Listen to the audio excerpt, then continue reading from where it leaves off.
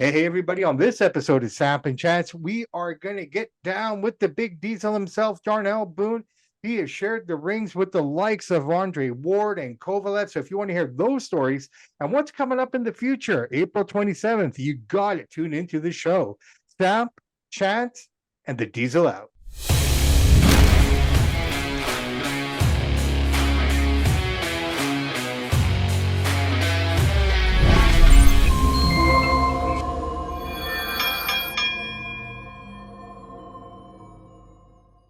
Hey, everybody, welcome back to another episode of Samp&Chance. I am your host, Bobby Sampson, joined as always, my man in the Triple G t-shirt, Mr. Chance Michaels. And guys, we have a treat for you today. He's been in the ring with some of the biggest superstars in the world of professional boxing. The Deezol himself, Darnell Boone, all the way from Ohio. Darnell, thank you so much, brother, for joining us on the show today. Oh man, thank you guys. So, Donald, I'm just going to cut right to the chase. And this is the first question I ask everybody. Did boxing find Darnell or did the Deezol find boxing? Boxing found me, man. I ended up becoming a fighter. I was taking somebody else to the gym, and when I got in there, man, I called. I told the trainer, man, let me work with somebody.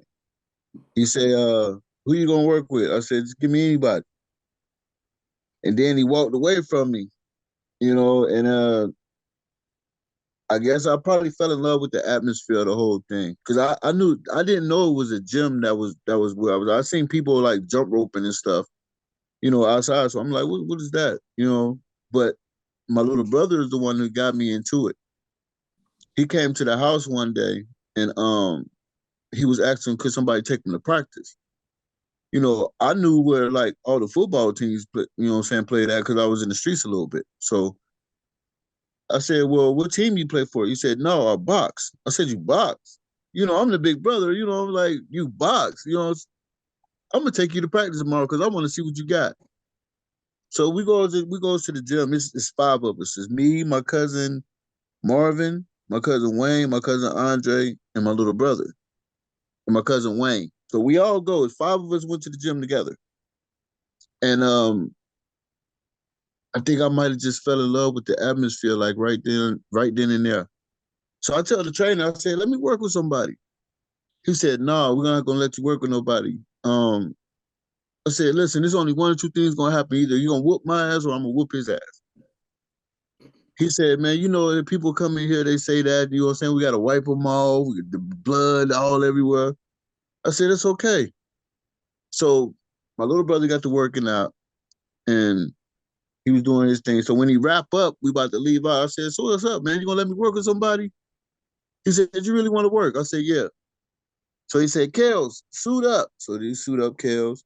They suit up me. The round start. Boom. I'm talking about he bombing on me, man, just banging me up. I always could fight, but like control fighting, I knew nothing about it. So half of the round went through. He gave me a hug. He was like, man, you got a lot of heart. He said, you'll do good in this sport. So when we got done, we got out. The trainer asked me, he said, you coming back tomorrow? I look at the trainer. I look at the ring. I look outside for a while. I look back at the trainer. I look at the ring. And I told him, I said, yeah, I'll be back tomorrow.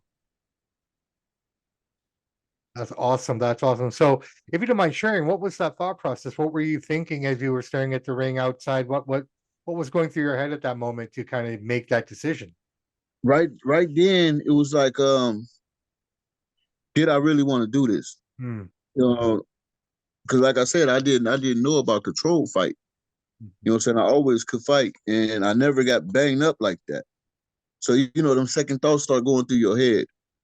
But the heart in me said, you know what I'm saying, give it a try. So what I end up doing was I end up getting a job with one of my cousins. It was a great job for a guy that was my age at the time. So what I was gonna do, I was gonna work the job and I was just gonna train to stay out of trouble. Okay. You know what I'm saying? So the rest was history since then, man. Since I started, I ended up. I was in the gym 2 weeks before I had my first amateur fight. Wow. Yeah. Darnell, I want to read you a quote, and I want to know if you know who said this. Two very famous people said this about you. It's quite the compliment. Anybody who has faced Darnell Boone knows what it's like to be hit with a brick. That's my boy Roy Jones. And Max Kellerman, yeah, I love that quote. It's true. I had to bring that up. Yeah, man. He had a lot of power. I want to say he said that fight when Triple G was fighting Willie Monroe. Yeah. Yeah, I had to bring that up. That's awesome. Yes, That's awesome. And I got to ask you another question here. You took the Andre Ward fight on 1 week's notice. How much did you have any tape on him? Because he's only 6-0 at the time. How much training and preparation do you have on only a week's notice? And you ended up knocking him down twice, which is quite impressive. Tell us about that a little bit. Well, that fight they called me 2 months out for the fight. And then they just lost contact. You know what I'm saying? So we didn't know if the fight was even gonna happen or not. Mind you, you know what I'm saying, 2 months out, they gave me time to get ready. And they lost like all contact, like full contact of what was. So I'm like, I'm steady asking my trainer, like, so is the fight gonna happen? Is the fight, I don't know. They hadn't called me back. They waited till 5 days out from the fight. And then they called and said, yeah, we're gonna take the fight. So now I gotta lose the weight again. You know what I'm saying? At least, but it's a good thing because I stayed in the gym. Even if it wasn't like for a fight, I stayed in the gym like I was a gym rat. Like I always was in the gym. So that I think that's probably what like kept me a little bit together in the fight. Awesome, awesome. So I also read, Darnell, if I may, about 8 to 10 years ago, you had said something along the lines that you would have possibly tried to do it differently. The one thing I noticed, because you did have such a short amateur career, most of your learning was done in the ring as you were progressing with your career. And some of the fights, like you fought some monsters early on, where most boxers wouldn't take those fights till they've had a bit more seasoning and a little bit more, a bit more of a background built up. And you had said that you would have done things differently at that point. In hindsight, do you still think you would have done things differently in terms of progression and building up towards those fights, or would you have done it the way it was? Yeah, well, I don't have no regrets because taking that route made me the man that I am today, and it made me the fighter that I am today. But I would have done it more different. I'd have took it more serious. Okay, is what my issue was. I never took boxing like really serious because I was doing music and stuff at the same time as I was boxing, but the boxing was paying the bills and everything. So I focused on that, you know what I'm saying, because it was bringing the money in. But I was still doing my shows and everything still on the same time. So I never really got to just say, okay, I'm going to focus solely on just boxing and just box. You know what I mean? what was your music? Huh? What kind of music were you making? Oh, I was rapping. You know what I'm saying? Hip hop. Yeah, hip hop, you know. Nice. Darnell, for a lot of your pro fights, you didn't have a trainer. You were training yourself. Is that true? I have to ask you about that. Yeah, I had a trainer maybe like the beginning of my career, up until Andre Ward, and then I started training myself. And you have somebody holding pads for you. You were just doing all the work yourself, kind of thing. No, yeah. Sometimes I didn't have nobody holding pads, and then like sometimes I run into a gym where it was a coach there that would hold mitts, you know, saying stuff like that. But for the most part, no, I didn't have nobody even telling me if I was doing something wrong because I didn't even really have fundamentals at the time. You know what I'm saying? I never really had like a good, just solid fundamental work. You know what I'm saying? I didn't really start getting my fundamentals maybe like the last 5, 6, 7 years. Okay. Where I start using my jab and my one of my great good friends, he used to always tell me, bro, you got a great jab, man. You got to start using it. But I didn't know how. So what happened was I developed the style that worked for me. And I fought out of that style the whole career. Okay. You have a very, very orthodox style. In some of your fights, just the way you're kind of, you're able to come back and just fire off a shot out of nowhere, man. I see that. I can see that. Right. That Was that? herky jerky. Yeah, a lot of that. Why no trainer there? Was that just because, or no one wanted to? I'm sorry, no one wanted to train with you, or you just couldn't find anyone. No, that's when I start going through all the BS. So I figured Okay. maybe if I do it on my own, maybe something good could come. But it's crazy because the big fights that I won was the fights that I trained myself. Crazy. Awesome. Also, I noticed your ring entrance gear. Very, very interesting stuff. I mean, the one that stands out to me is the scary clown mask. Talk to us Yeah. about that. What goes into that for you? Like, how did that become a part of your? Was that just you trying to build up your own character, or was that just something you just was very passionate about? Whatever I was feeling at the time, Okay. I would get that type of mask for whatever outfit. Mm-hmm. I would even draw up my own outfits and send it to the seamstress, and she would make it exactly the way that I drew it up. Okay. You know what I'm saying? So whatever outfit that I had drawn up or whatever I was feeling at that time, getting ready for that fight, I get that type of mask. Sometimes I bought the mask when I was on the road while I was at the fights, and I'm just somewhere at a store or something, or sometimes I get it before, and then I base the outfit off the mask. That's awesome. That's awesome. Yeah, because you see a lot of the guys doing that. Like, Jared Anderson does that a lot now and that. So I almost think you're a pioneer of that a bit. Yes, sir. So Darnell, I want to ask you about Adonis Stevenson. You came out to come back to fight him. You won in the 8th round via TKO. Then 3 years later, you went to the Bell Center, the biggest arena in Montreal. What was it like coming into Adonis Stevenson's backyard and fighting in Canada with that rabid crowd there? When I fought him the first time, I fought him short notice. I fought him like 2 weeks. Okay. I actually trained myself for that fight. I didn't even have a corner. Wow. I took one of my good friends up there, and I found the cut man at the show. Oh, The wow. cut man didn't even charge me. Wow. You know what I'm saying? And he was picking with me the whole time I was there. And even the commissioner called me and tried to get me not to take the fight. You know what I'm saying? So I told, and then it was a good friend that I knew from Louisiana, David. And they was actually using his ring. So we all at the dinner table, he like, well, Boone, they got this strong guy in front of you. What you think he gonna do tomorrow? I said, I'm gonna knock him out. So we all laughed it off, ate our dinner or whatever. You know what I'm saying? Still, the next day, getting ready for the fight, he coming in, standing in my dressing room, looking at me, you know what I'm saying? Just like taunting me.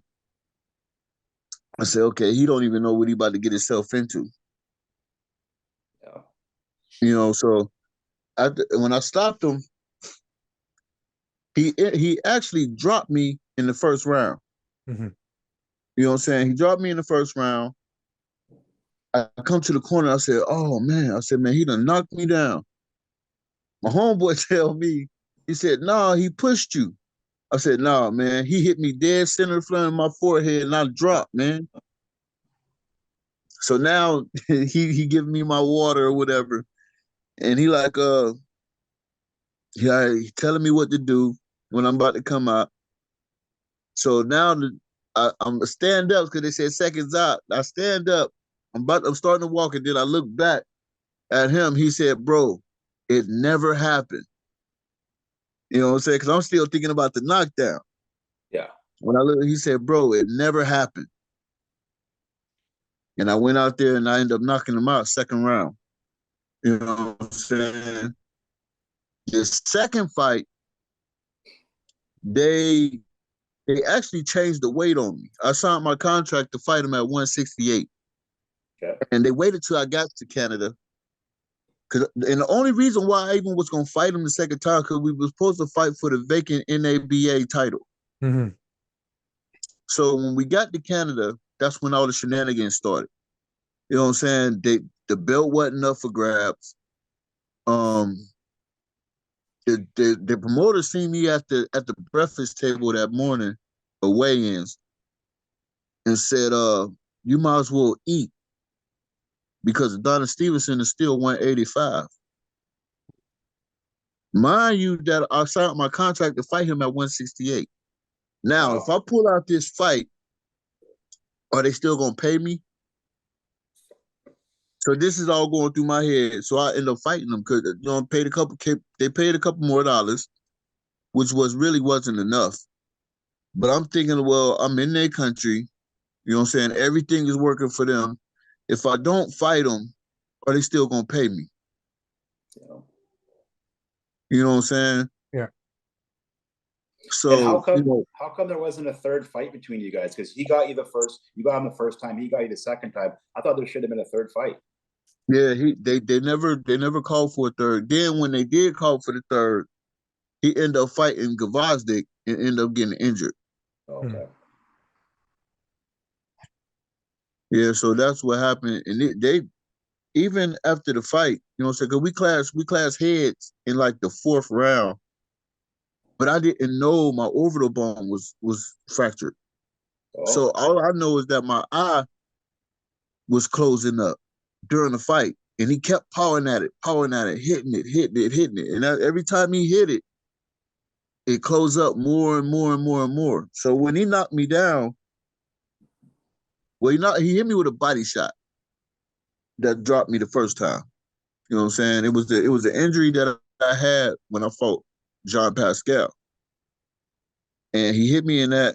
You know what I'm saying? It was years before, but it was still hurt and stuff like off and on just throughout the years. And he hit me in that. He dropped me with a body shot. I get up. You know what I'm saying? So when my eyes start swelling up, he hit me with an uppercut. I didn't even see the shot. So when he hit me, boom, it was like all the life just went out of me. Like I was knocked out on my feet. And he hit me with a left hand and finished it off. You know what I'm saying? He actually woke me up when he hit me with the left hand. So when I fell, I had to make an executive decision. You know what I'm saying? Should I get up and fight him still and get hurt worse than what I was, or just lay down and count to 10 and be able to come back and fight another day? Right. You know what I'm saying? So I took the executive decision and I stayed there, let him count to 10. You know what I'm saying? Gain all my faculties and everything, get up, come back, fight another day. Because after that fight, I went on a 4-fight win streak, Right. 4 fights, 4 knockouts. You know what I'm saying? Right. So I was kind of glad I did do it that way. Smart. So through your career, you've had stretches of, lots of victories, and you had stretches of, unfortunately, defeats that kind of, multiple defeats. In moments like that, Darnell, what was your motivation? And the reason I ask this, because anyone listening who's going through a similar situation in life, it may not be boxing, it could be anything in life that's just kind of bringing them down. Things aren't going their way, in this case, multiple losses. What's the motivation? What is it that drives you to keep going and pushing forward to achieve the goal? Because I never got my just due. Okay. Yeah. You know what I'm saying? Like, y'all, just because y'all didn't give me a fair shake, that don't mean I shouldn't give myself a fair shake. Right on. You know what I'm saying? And that's what fueled me. And while I still got it, and while I still got the heart for it, and while I still got all my faculties, and while I still got all my slickness, my craftiness, and my experience now, why not give it another shot when everything is in my corner? You know what I'm saying? Where I'm guiding myself, where everything fall on me, where I control everything. You know what I'm saying? I got to say so when I fight or who I'm fighting, if I want to fight them or not.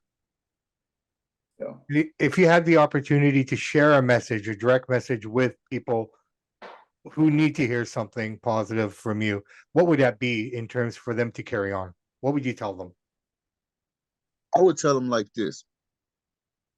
Never let nobody tell you too old. Never let nobody tell you too young. Because people, as human beings, they got the tendency to tell people when it's over. Even if you feel that it's not over. You know what I'm saying? Rather you too old, whether you've been boxing too long or doing whatever too long, people got the tendency to put their insecurities on you. Right. You know what I'm saying? Mm. If you feel in your heart and you know in your spirit that you can still go on, whatever you're doing, you know what I'm saying? Keep going, because you never know what happened, what might happen. And you never want to live your life with regrets. Yeah. Awesome. So Darnell, I want to talk to you about fighting Kovalev. You ended up knocking him down in the first fight. You guys ended up having a rematch. He's one of the all-time greats, and you gave him a run for his money. What was that experience like? The first fight, I actually knocked him down multiple times, but they kept ruling them slips. Yeah. I knocked him down 3, could have been 4 times. I always count 4 because you know what I'm saying? If the ropes don't hold you up, that's a knockdown. Mm-hmm. You know what I'm saying? So I always say it's 4 times, but I knocked him down multiple times, at least 3. Yeah. That was like significant. You know what I'm saying? So I was manhandling him that fight. Everything that happened in the Ward fight, I did to him in our fight, the first one. Okay. You know what I'm saying? The only thing I didn't do was stop him. Hmm. The second fight was going just like the first fight. You know what I'm saying? He was getting off, he was doing his thing. But everybody knows when I'm hurt, I'm at my most dangerous. Because everything is, I'm looking, I'm watching, and I can hit you with anything at any time. Yeah. You know what I'm saying? But it seemed like they was looking, as soon as he had me hurt, or it looked like I was hurt just a little bit, they jumped in and stopped it. You think it was an early stoppage? You don't agree with that stoppage? No, I don't agree with that stopping at all. I wasn't hurt like that. Yeah, he was landing some big shots, but it wasn't nothing enough to, not gain my faculties back. Yeah, I watched that fight this morning actually, and I'm just like kind of looking. I'm like, I could get it in the heat of the moment. I can understand it, but I understand where you're coming from. You know what I'm saying? And Yeah. I'm looking at, because I know what I feel like at the time. Mm-hmm. You know what I'm saying? I'm not one of them fighters that say, oh, okay, well, I'm hurt, I'm gonna keep going. No, if I'm hurt, I'm call it.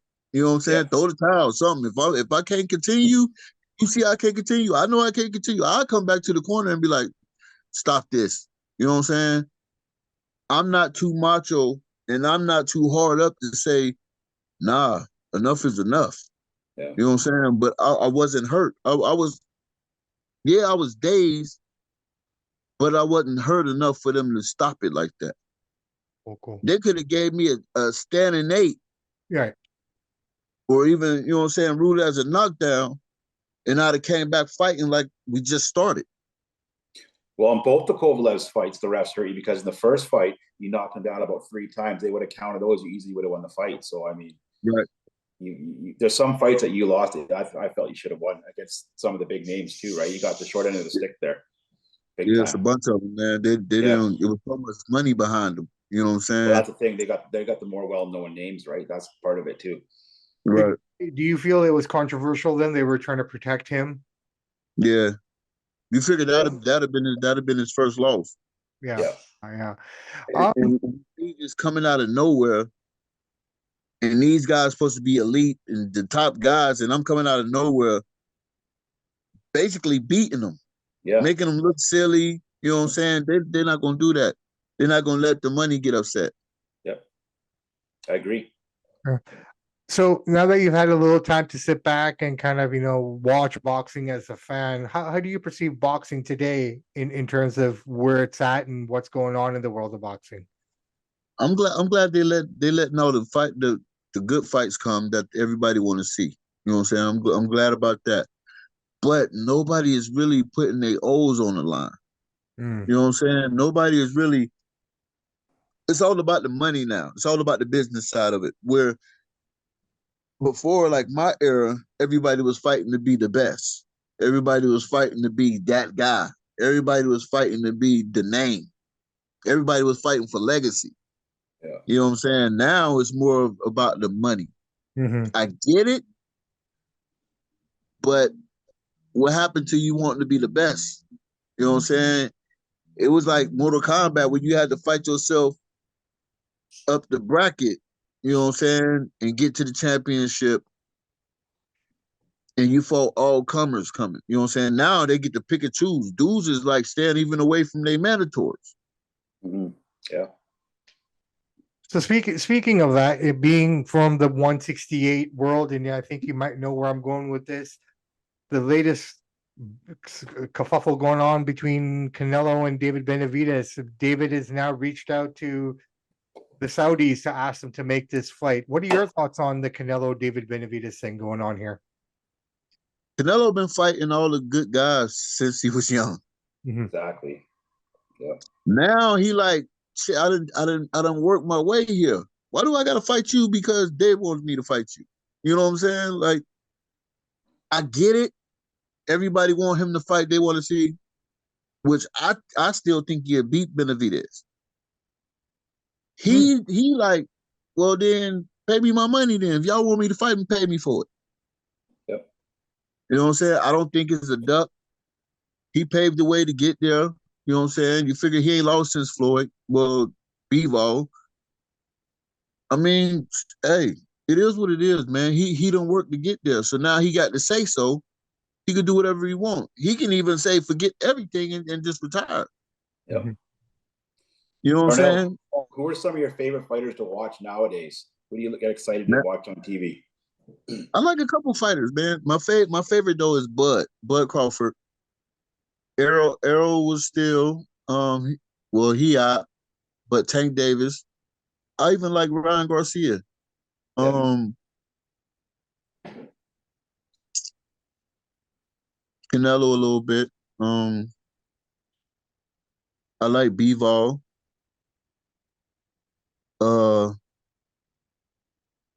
My little bro, Hot Rod, Radivor Kalisic. It's a lot of them, man. Yeah. There's a lot of them. You know what I'm saying? And that one, Shakur Stevenson is like one of my guys. You know what I'm saying? I love watching him, man. He's just such a technician. And I think he like a little Crawford at 130 pounds, 135 pounds, whatever way to get. You know what I'm saying? But I really don't like. I watch him because my brother he get the fights.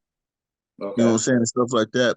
Other than that, I really don't be watching boxing. I be chilling with my kids. I'd rather go fishing and do stuff with them rather than be tied in the house. Like I really don't be. If I ain't fighting or one of my guys is fighting or like my gym is fighting for the amateur shows or stuff like that, I don't really be dealing with boxing like that. Like I don't solely focus my life on boxing. You know what I mean? Yeah.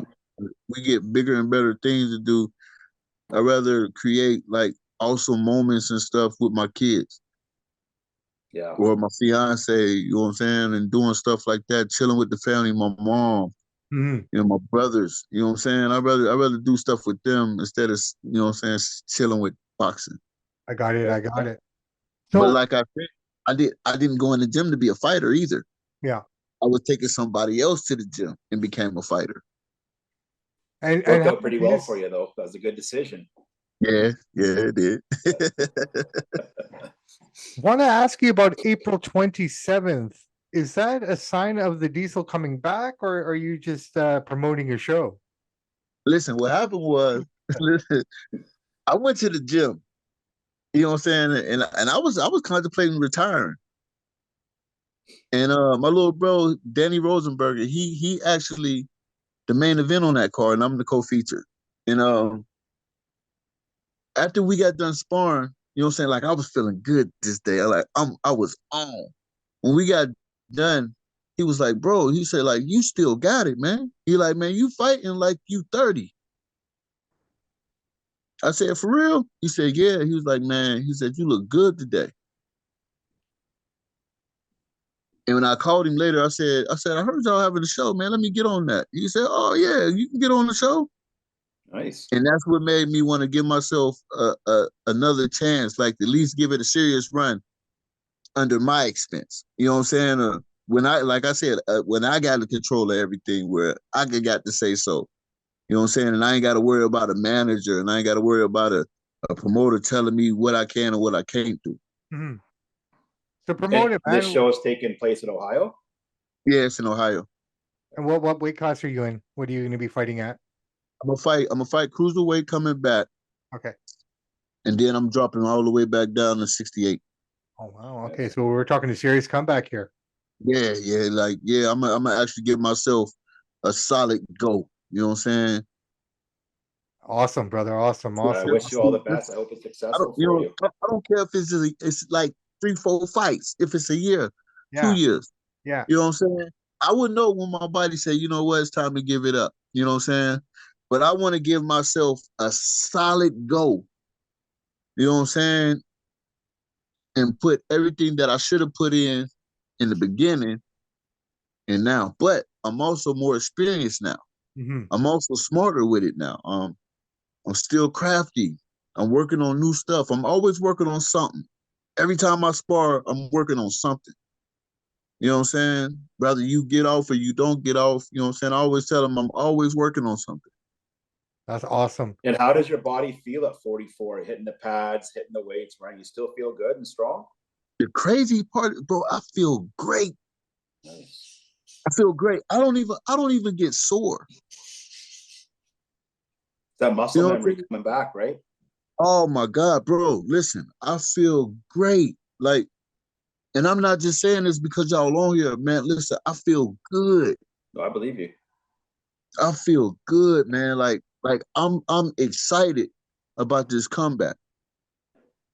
Awesome. Well, we will love to promote the comeback as much as we possibly can. We'd love to have you back on the show as many times as possible to let us know what's going down. But Listen, these all are y'all gotta let me know is when, and I got you.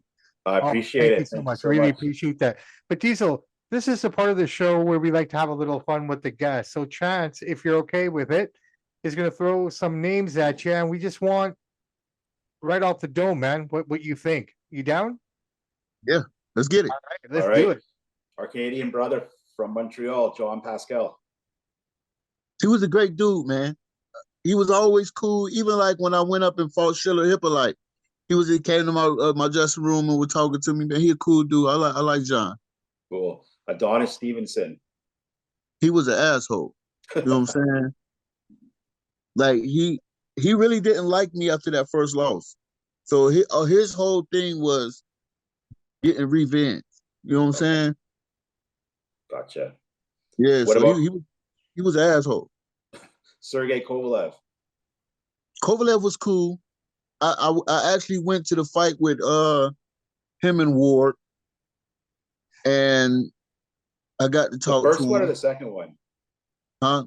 The first No, fight? I went to the first one. I went to the first Yeah, one. Kovalev won, I thought. Did you think that too?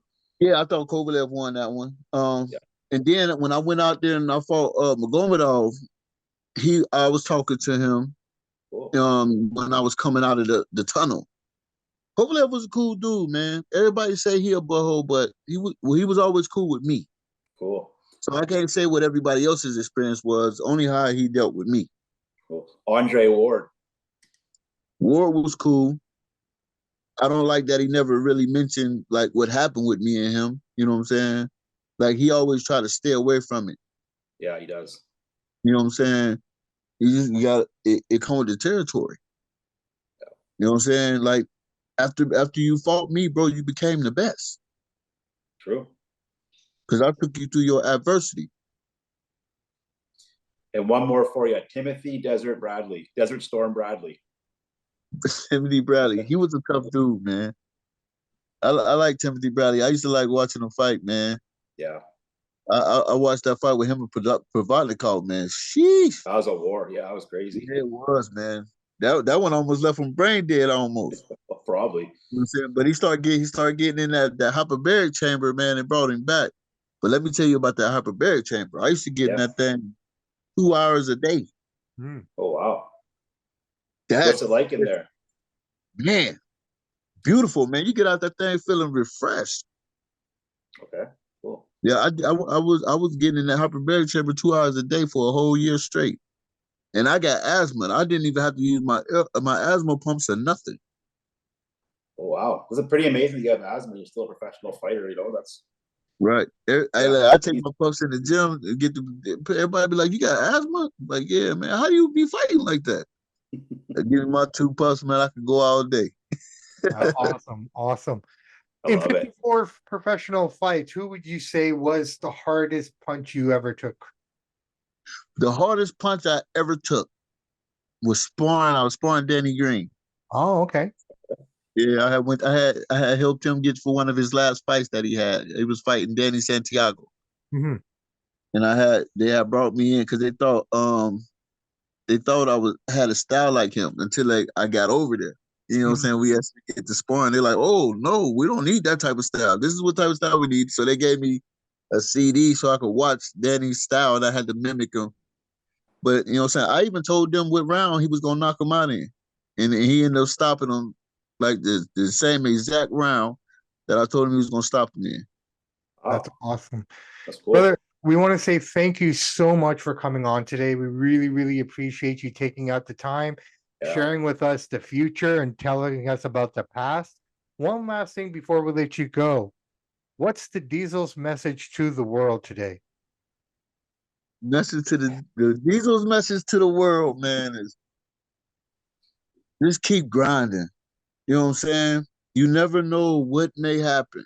You know what I'm saying? Don't let nobody take you away from what your goal is. Don't let nobody take you away from however you feel moving forward. You know what I'm saying? Just keep doing what you do, because you know what I'm saying. You're gonna run into some dark days, but at the end of the tunnel is always light. Absolutely. Bless. And one Darnell, last after your fight April 27th, please come back on after your Absolutely. fight. We can talk about it. Looking forward to it. Yeah. Oh, most definitely, man. All right, guys, gals, there you have it. Samp&Chance, the Deezol himself, Darnell Boone, April 27th. You guys make sure we'll find out the details. We'll post it. We'll let you guys know where we can watch this fight, how we can watch this fight. No And doubt. in the meantime and in between time, that's it for Samp&Chance and Darnell, the Deezol Boone. Thanks for watching.